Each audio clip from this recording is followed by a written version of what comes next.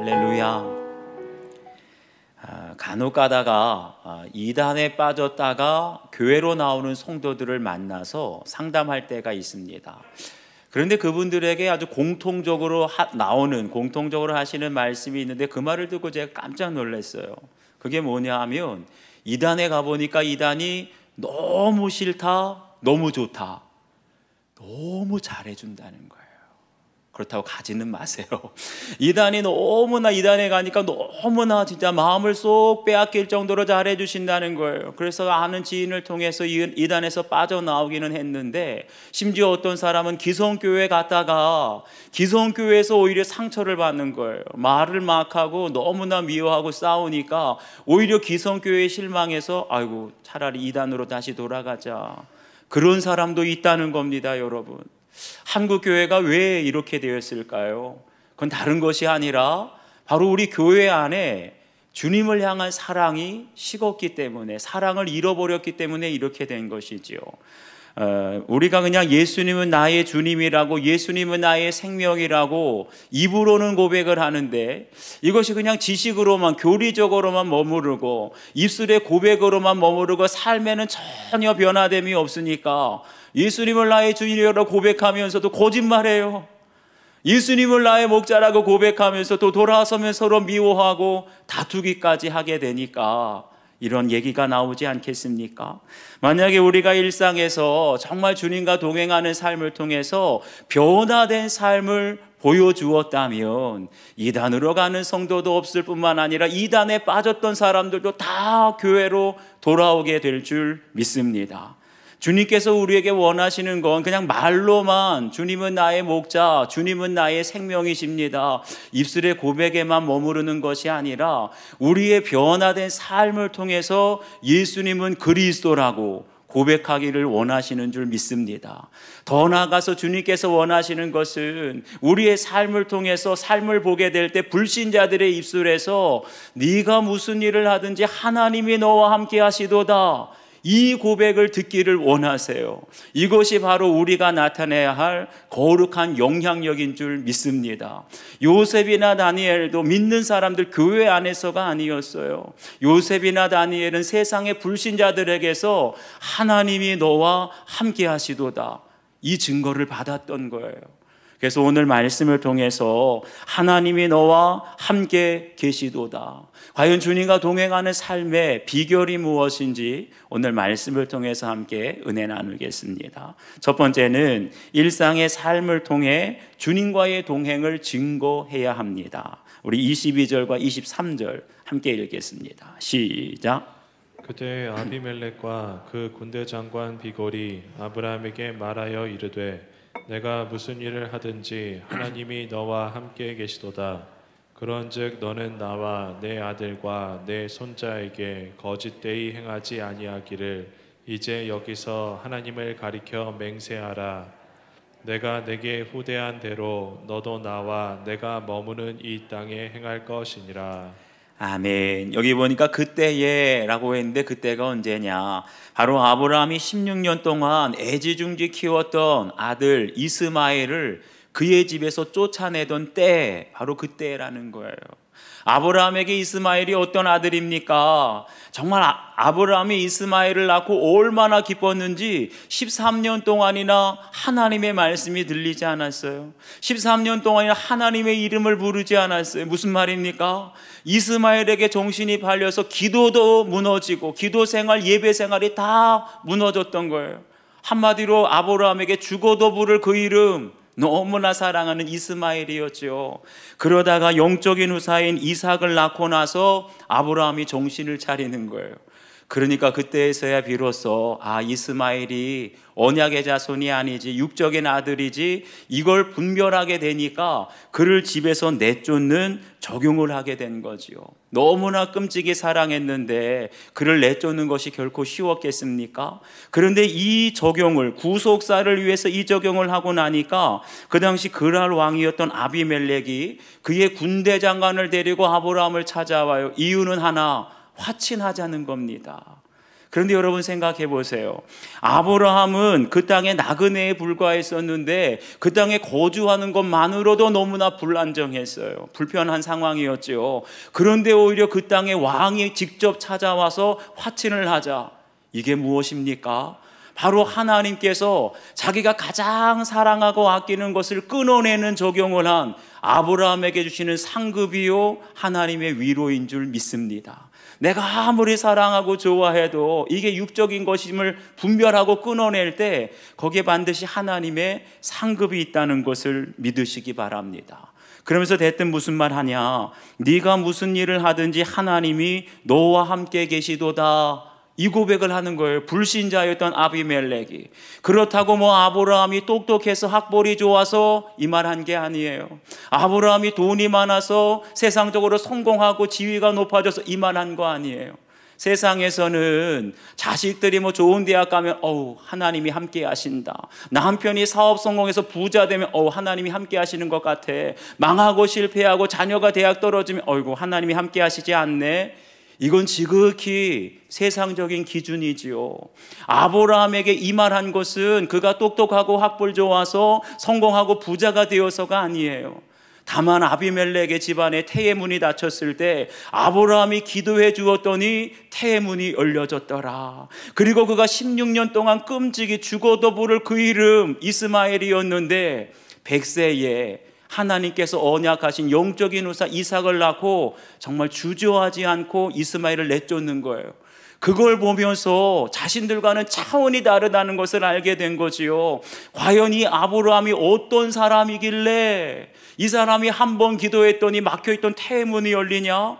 우리는 할 수 없었던 끔찍이 다들 자녀 우상이 있잖아요. 그런데 끔찍이 아끼던 첫째 아들 이스마엘을 내쫓는 것을 보고 두려워하게 된 거죠. 아비멜렉이. 도대체 이 아브라함이라고 하는 사람이 어떤 사람이길래 하나님이 저와 함께 하시는가? 바로 이것이 거룩한 영향력인 줄 믿습니다. 사랑하는 여러분, 우리가 알아야 될 것이 있어요. 불신자들은요, 우리 믿는 사람들이 어디로 가든지 무슨 일을 하든지 우리의 일거수일투족을 다 지켜보고 있다는 것을 기억하시기 바랍니다. 가정에서 불신 가족들이 우리 가정에서 어떻게 하는지 다 보고 있어요. 심지어는 직장에서, 동네에서, 식당을 가든지 마트를 가든지 믿는 사람들이 어떻게 무슨 말을 하는지 다 지켜보고 있다는 거예요. 그렇기 때문에 우리 믿는 사람들은 교회에서뿐만 아니라 우리의 평범한 일상을 통해서 주님이 우리와 함께 하심을 불신자들에게 마땅히 보여주어야 할 줄 믿습니다. 그런데 이게 쉬워요, 어려워요? 이게 말처럼 쉽지가 않아요. 가령 아주 많은 사람들의 분배는 식당에 가서 우리 목사님과 함께 저와 함께 성도들이 가면 제일 먼저 뭐 하죠? 대표기도 하잖아요, 일어나서. 그러면 불신자들이 벌써 다 주목을 하는 거예요. 우리 성도들이 단체로 식당을 가게 되면 밥 먹기 전에 눈 감고 기도하잖아요. 그건 참 좋습니다. 그러면 사람들이 주위에서 교회에서 왔나 보다 말하지 않아도 다 알아요.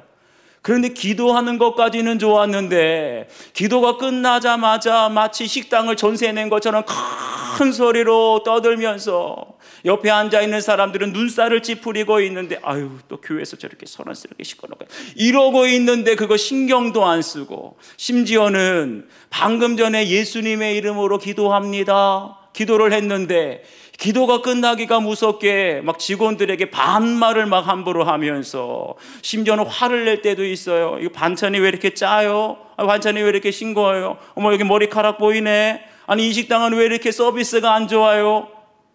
그러면 어떻게 될까요? 직원들이 속으로 내가 저 사람 때문에 교회 나가고 싶지 않다, 그런 말 하지 않겠습니까? 우리가 기도하는 순간, 단체로 예수님의 이름으로 기도하는 순간 말하지 않아도 그리스도인이라는 거 공개적으로 다 알려지는 거예요.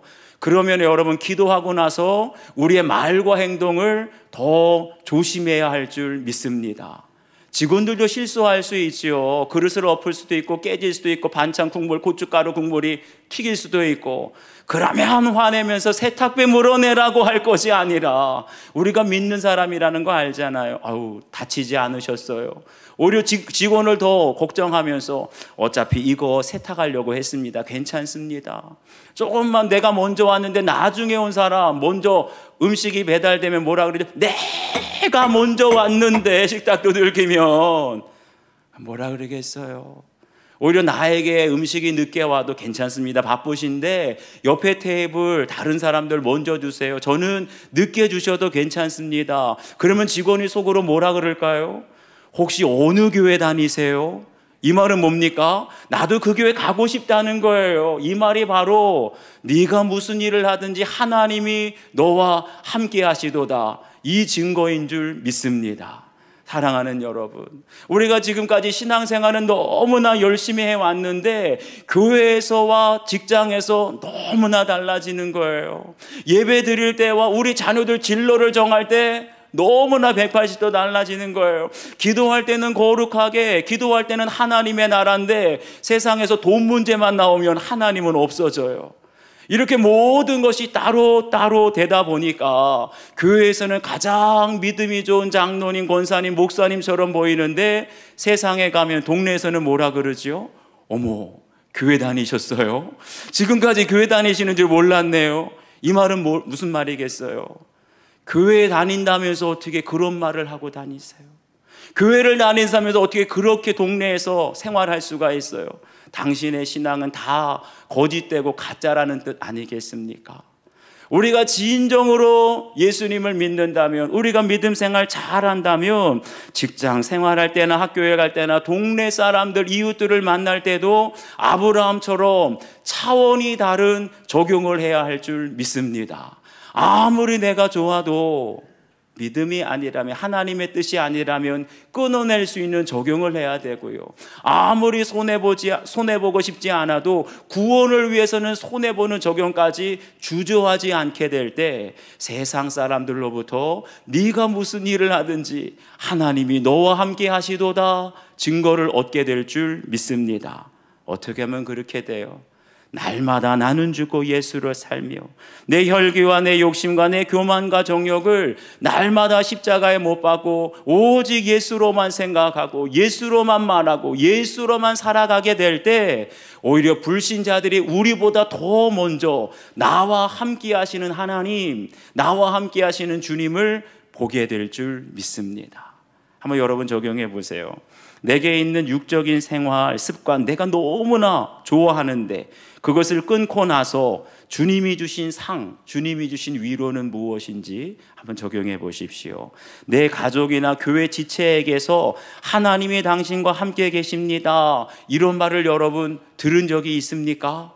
아니면 거꾸로, 아니 교회 다니는 사람, 예수님 믿는 사람이 왜 그래? 이런 말을 들었다면 우리가 오늘 회개하셔야 돼요. 단 한 번도 정말 당신이 정말 예수님 믿는 사람이 많네, 당신을 보면 꼭 예수님 믿는 것 같아, 예수님을 보는 것 같아, 이런 말을 한 번도 들은 적이 없다면 여러분의 신앙 생활을 한번 점검해 볼 수 있기를 바랍니다. 두 번째, 담대함을 통해서 주님과의 동행을 증거할 수 있어야 합니다. 우리 25절과 26절 함께 읽겠습니다. 시작. 아비멜렉의 종들이 아브라함의 우물을 빼앗은 일에 관하여 아브라함이 아비멜렉을 책망하매 아비멜렉이 이르되 누가 그리하였는지 내가 알지 못하노라. 너도 내게 알리지 아니하였고 나도 듣지 못하였더니 오늘에야 들었노라. 아멘. 여기 보니까 아비멜렉의 종들이 아브라함의 우물을 빼앗은 일에 관하여 아브라함이 아비멜렉을 책망하였다 그랬어요. 무슨 문제 때문에요? 우물 때문에. 그 당시 고대 근동에서는 우물이 생명과 직결되었기 때문에 아무리 땅이 많아도, 양떼가 많아도 우물이 없으면 쓸모없는 땅, 맹지와 같았습니다. 그 당시에는 우물이 곧 재산이고 우물이 곧 생명이었기 때문에 사람들 사이에 우물 문제 때문에 다투고 심지어는 전쟁이 일어나는 경우도 많았어요. 그런데 여러분 가만 생각해 보세요. 그 당시 아비멜렉은 왕이었고 아브라함은 일개 나그네에 불과했습니다. 그냥 지나가던 이방인 나그네였어요. 힘없는 나그네가 어떻게 그 땅의 왕인 아비멜렉에게 우물을 빼앗겼다고 여러분 책망을 할 수 있겠습니까? 이게 상식적으로 보면 말이 안 되는 거죠. 그런데 사실 말씀을 보면 아브라함과 아비멜렉이 지금 처음 만난 것이 아니었어요. 앞에 20장을 보면 이미 한번 만난 적이 있는데 그때는 거꾸로 아비멜렉이 아브라함을 책망하고 있지요. 뭐 때문에요? 아브라함이 그의 아내 사라를 자기 누이라고 거짓말하는 일 때문에 아비멜렉이 하나님께 천벌을 받을 뻔했어요. 그래서 뭐라고 책망하느냐? 네가 어찌하여 우리에게 이렇게 하느냐? 네가 합당하지 아니한 일을 내게 행하였도다. 내가 너 때문에 하나님께 천벌 받을 뻔했다. 책망하는 거예요. 그러니까 아브라함이 뭐라고 변명하느냐? 이곳에서는 하나님을 두려워함이 없으니 내 아내로 말미암아 사람들이 나를 죽일까 생각하였음이요. 이게 무슨 말이에요? 한마디로 아브라함이 눈에 보이지 않는 하나님보다 누구를 더 두려워했다는 거예요. 눈에 보이는 그날 사람들이 더 무서워서 거짓말했다는 거예요. 말로는 여호와 하나님, 여호와는 나의 목자라고 고백하면서 하나님은 눈에 보이지 않으니까 눈에 보이는 사람들이 더 무서웠던 거지요. 믿음이 있는 겁니까? 없는 겁니까? 우리의 신앙이 지식적으로만 입술의 고백에만 머무르게 되면 이렇게 눈에 보이는 하나님보다 눈에 보이지 않는 사람이 두려워서 거짓말하며 비굴하게 살아갈 수밖에 없지요. 그런데 그랬던 아브라함이 어떻게 여기에서는 이제 어떻게 변화돼 가지고 그러할 왕이었던 아비멜렉을 책망할 수 있었을까? 그 사이에 변화가 일어난 거예요. 그 변화가 뭐냐? 바로 하나님이 약속하신 영적인 후사 이삭을 100세에 얻게 됩니다. 인간적으로는 생물학적으로는 불가능한 일이었어요. 그런데 하나님께서 100세에 경수가 끊어진 사라 90세에 이 아들을 얻게 되는 것을 보고 아브라함이 드디어 하나님의 말씀이 들리기 시작합니다. 지금까지는 이스마엘에게 그냥 정신이 팔려 지냈었는데 이삭을 낳고 나서 하나님의 말씀이 들려지는 거예요. 그러면서 하나님의 임재를 경험하고 예배가 회복되면서 드디어 아브라함이 주님과 동행하게 됩니다. 그러니까 어떻게 되죠? 16년 동안 죽어도 부를 그 이름 이스마엘밖에 몰랐었는데 이제 하나님의 영적인 후사인 이삭을 얻게 되니까 과감하게 내가 비록 사랑하고 아끼는 아들이지만 그 이스마엘을 내쫓는 구속사에 적용을 하게 되죠. 이 사건을 통해서 아브라함이 드디어 눈에 보이지 않는 하나님을 보이는 분처럼 여기며 살아가게 됩니다. 히브리서 11장 27절을 보면 모세의 믿음에 대해서 이렇게 말하고 있어요.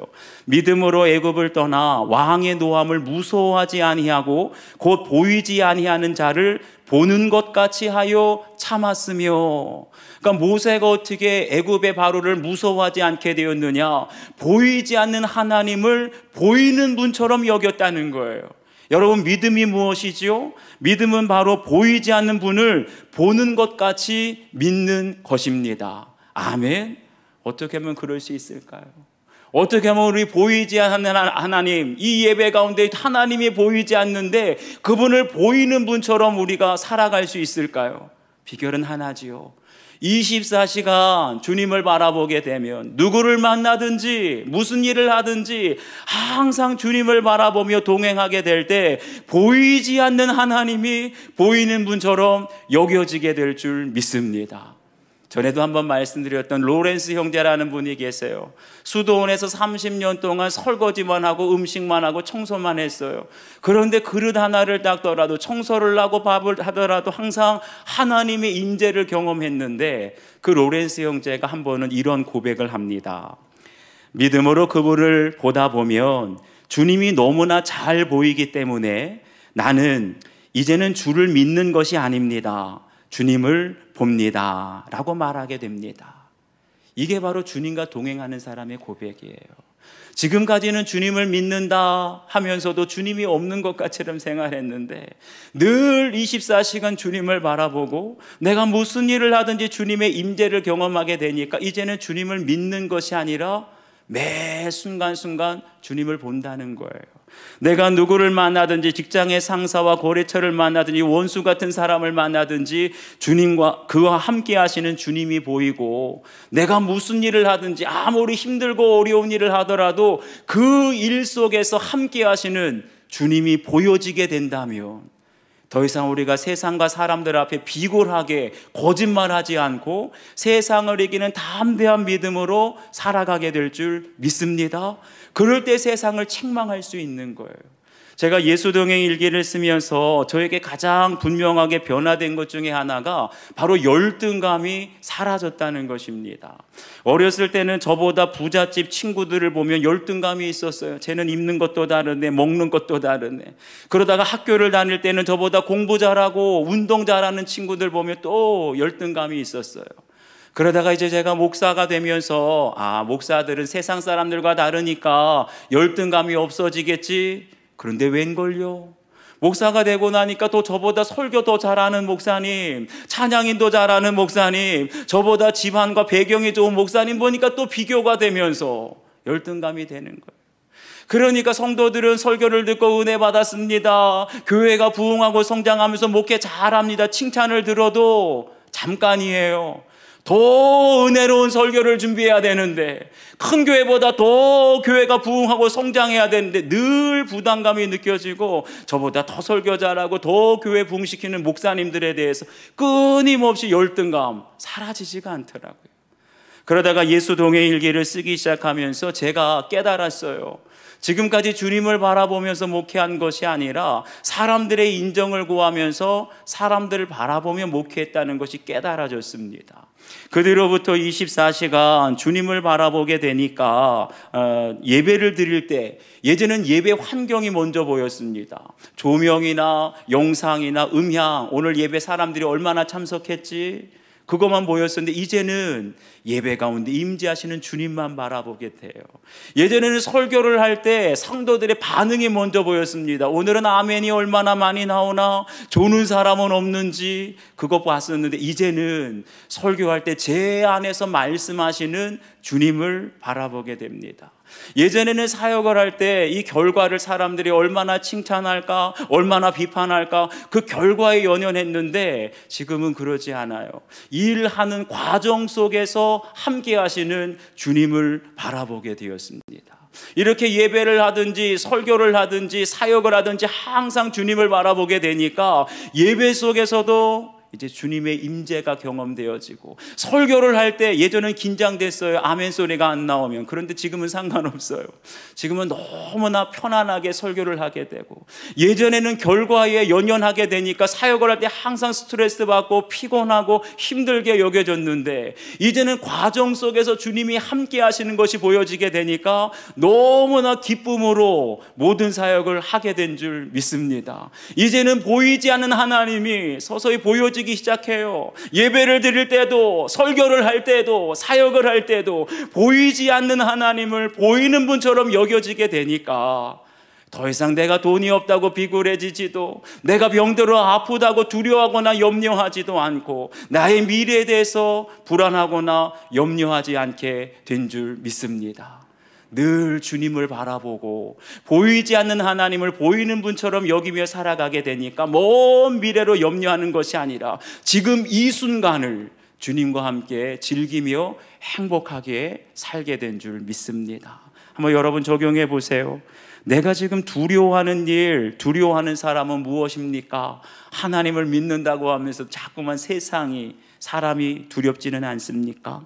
보이지 않는 분이 보이는 것처럼 여러분 믿어지십니까? 아직도 하나님이 보이지 않아서 사람이 두렵다면 여러분의 한번 신앙을 점검해 볼 수 있기를 바랍니다.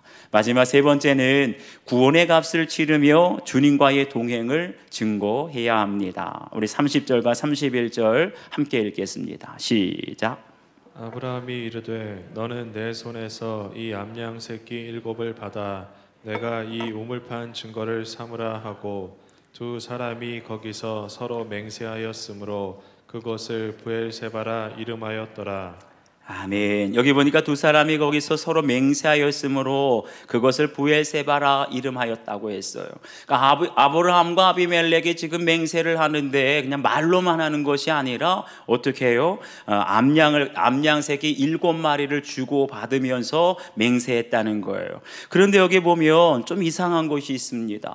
앞에서는 분명 아브라함이 아비멜렉을 책망하기를 네 종들이 내 우물을 빼앗아갔다, 그것 때문에 책망했다고 했는데, 그러면 누가 누구에게 암양 7마리를 주어야 되죠? 잘못한 사람이 아비멜렉이니까 아비멜렉이 오히려 소든지 양이든지 아브라함에게 주어야 될 것 같은데 지금 거꾸로 해요.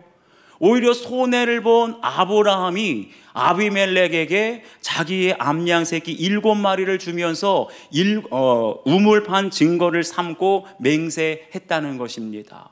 여러분 보세요. 이게 세상적인 기준으로는 상식적으로 이해할 수 없는 일이죠. 내가 잘못한 것이 아니라 상대방이 잘못했는데 그럼에도 불구하고 손해를 보면서도 내가 오히려 돈을 줘야 될 때, 소나 양이나 돈을 줘야 될 때가 있다는 것입니다. 여러분 보세요. 믿는 사람이나 안 믿는 사람이나 물질적으로 손해보는 것은 누구나 다 싫어합니다. 그런데 보세요. 다 물질적으로 손해보지 않으려고 한 푼이라도 아끼려고 하는데, 그런데 그 상황에서 돈을 쓰게 되면 그 문제가 너무나 원활하게 쉽게 해결될 때가 있다는 것이죠. 믿는 사람이나 믿지 않는 사람이나 손해보는 거 싫어하고 돈 쓰는 거 싫어하는데 누구든지 돈만 쓰게 되면 그 문제가 해결될 때, 여러분 누가 돈을 써야 될까요?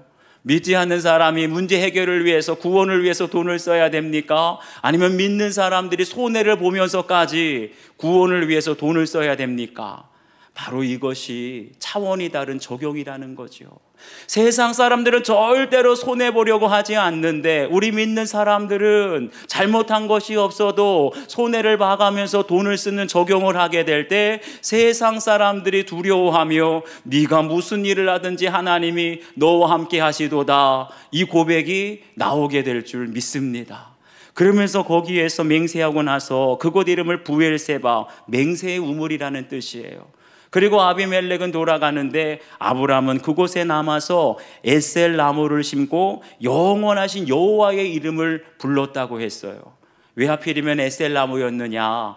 에셀 나무는 모래밖에 없는 광야에서도 아주 잘 살아남는 생명력이 강한 상록수의 일종이라고 알려져 있습니다. 그래서 훗날 이스라엘 백성들이 400년 노예 생활을 마치고 가나안으로 돌아왔을 때 이미 아브라함은 죽고 천국가에 있었지요. 그런데 400년 후에 아브라함의 후손들이 가나안 땅에 도착했을 때 여전히 거기에 브엘세바에 뭐가 있었다고요? 이 에셀 나무가 여전히 살아 있었다는 것이죠. 그 에셀 나무로 인하여서 그 브엘세바는 영원한 아브라함의 소유가 되고 그 자손들의 우물이 된 줄 믿습니다. 그래서 에셀 나무는 뭐냐? 바로 영원하신 하나님을 상징해요. 저는 우리가 구원의 문제에서는 반드시 값을 치르는 적용을 해야 돼요. 손해본다고 아끼는 것이 아니라 내가 구원을 위해서는 암양 새끼 7마리를 아낌없이 드릴 수 있는 값을 치러야 된다는 거죠. 구원을 위해서 나의 시간과 물질을 사용할 때 내가 심은 에셀 나무에서 내가 죽더라도 우리의 후손들 대대로 영원토록 구원의 열매가 맺히게 될 줄 믿습니다. 과연 여러분들은 여러분 가정의 구원을 위해서 어떤 에셀 나무를 심고 있습니까? 그러니까 우리의 신앙생활은 나만을 위해서가 아니라 우리의 후손들을 위해서 영원히 기념이 될 만한 에셀 나무를 심어야 된다는 것이죠.